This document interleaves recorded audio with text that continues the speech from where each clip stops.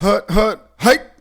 Hello again, my fellow Bears fans. Your boy Roy on Chicago Football Talk. And on the very first breakdown that I want to share with you here on a very short week before the Bears face the Jaguars is a breakdown of Henry Melton's sack on the very first drive of the game versus the Cowboys on Monday Night Football. And this was a 3rd and 7 play. Now, the Bears had actually won the coin toss. And as I had mentioned before the game started, Lovie Smith, reading the tea leaves, if you will, Lovie Smith basically alluded to the fact that the Bears, even if they won the coin toss, were going to end up deferring so that they could try to get momentum on their side and try to quiet the crowd down by shutting down the Cowboys offense on the first drive of the game should they win the coin toss, which they did. Tails didn't fail them and they decided to defer. So this was the key play. They didn't necessarily 3-and-out them like Lovie Smith was hoping they would do, but still, nevertheless, with the ball at the 40-yard line of the Chicago Bears side of the field, this actually officially put them out of field goal range with this sack. So I want to take a look at this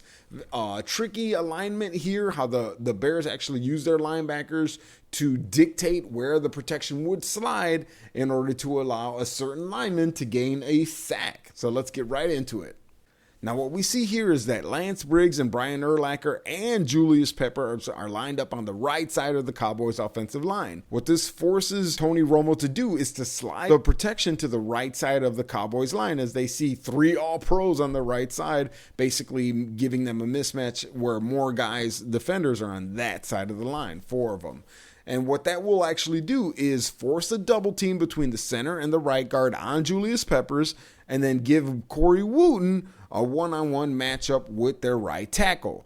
And on the other side of the line, it's going to actually allow the left guard of the Cowboys to go one-on-one with Melton and their left tackle to go one-on-one with Shea McClellan. Also, since they have a back in the backfield, and Tony Romo knows this, and they need 3rd and 7, so it's a passing down, he's in the shotgun, their backer is therein responsible for picking up whichever linebacker should blitz, whether it's Lance Briggs or Brian Urlacher. And you see him already cheating, his helmet already slightly turned, facing towards that sign. But what ends up happening is that Briggs and Urlacher are actually going to drop out of this blitz look. Corey Wooten's going to go one-on-one with the Cowboys right tackle, and Julius Peppers is actually going to attack the gap between the center and the right guard on this play. And also Henry Melton. Now, this is where the trickeration really comes in. Henry Melton's actually going to attack the gap between the left guard and the left center, but only for a second.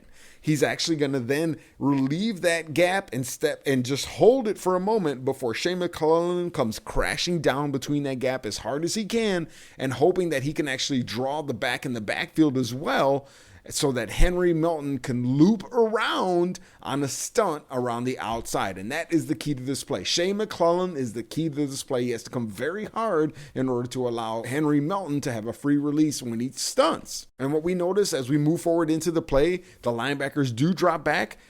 Julius Peppers crashes down between the center and the right guard, and the running back has taken a couple steps towards Brian Urlacher and Lance Briggs' side because he knows it's his responsibility to pick those guys up. And that's just enough of a delay. After Henry Melton holds the left guard and the left tackle, Shea McClellan comes as hard as he can through the gap between the left guard and the left tackle to occupy the running back, the back in the backfield, which is going to give Henry Melton a free release to loop to the outside. As you can clearly see here, the left tackle and the running back and the left guard are all occupied by Shea McClellan. So mad props to Shea McClellan on this play for coming as hard as possible to allow Henry Melton to basically clean up on this play. By the time Henry Melton loops around, Tony Romo decides he needs to spin to the outside because Corey Wooten's getting pressure, and therein it's too late. He spins right into Henry Melton. Henry Melton's too athletic for the left tackle to take. Henry Melton therein takes Tony Romo down